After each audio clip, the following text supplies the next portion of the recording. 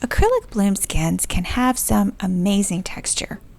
So why can't we make acrylic skins that mimic some of the incredible textures found in nature, like on these lizards?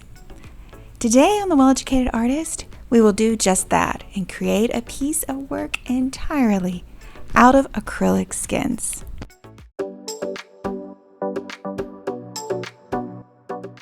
For this project, I'm going to start by making a bloom skin with a color scheme I want. Now, if you already have a skin from a pour painting, then you could skip this step.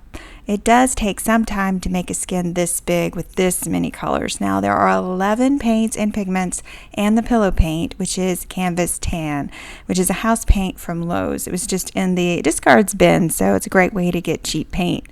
The colors will be listed in the description box below, along with links for the materials used in this video, because there are so many colors.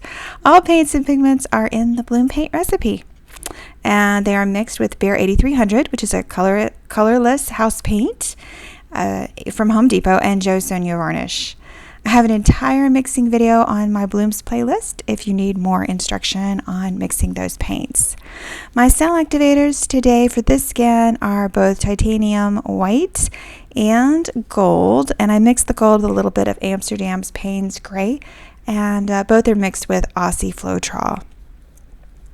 The gold is Pebeos Rich Iridescent Gold. Now I am using a fairly large palette knife to do this on a really large tray, and I am doing a swipe. It'd be very difficult to spin a skin this large. It could be done on a large spinner, but I'm not going to do that. I'm just going to go ahead and do a swipe.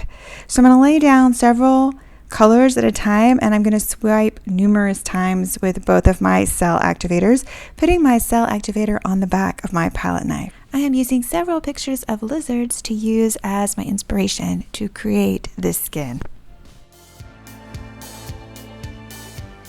And this is the wet result of my lizard skin. You can see all of the beautiful cells and all of the variation. And now, because I've done this on a large tray with freezer paper, I can just set it aside to dry for at least 24 hours. So here is our skin. It's dried beautifully, and I'm just going to flip this over on the back so that I can draw the design that I need.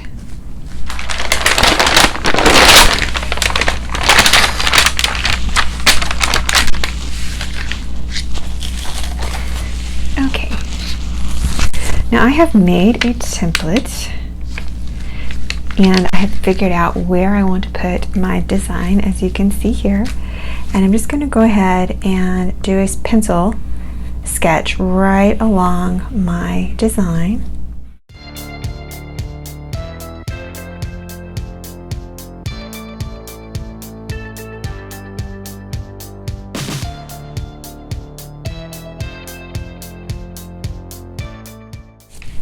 Once I've drawn this out, I can begin cutting.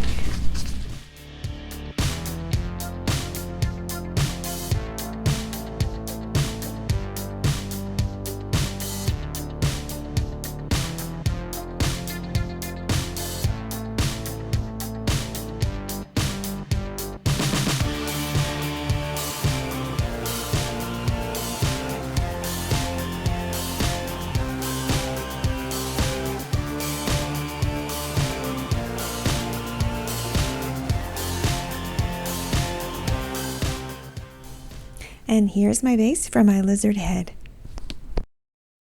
At first I thought I would paint on the details, and then I decided I wanted to make the lizard more 3D. So I start playing around with some 3D effects for the details, such as the eyes, the nostril, and the jaw, and even the ear, which is very different in a lizard than it is in most animals.